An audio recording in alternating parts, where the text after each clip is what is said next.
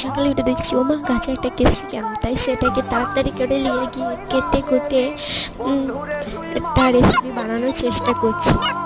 এই রেসিপিটা সবাই বানিয়েছে, এখন তো আমি বানাইনি, তাই সব কিছু কেটে নিচ্ছি একে একে। পেঁয়াজ কুচি, লঙ্কা কুচি, তারপরে ডিমটা দিয়ে তাতে সব রকমের কুচানোগুলো দিয়ে নুন হলুদ দিয়ে মিক্স করে নিয়েছি।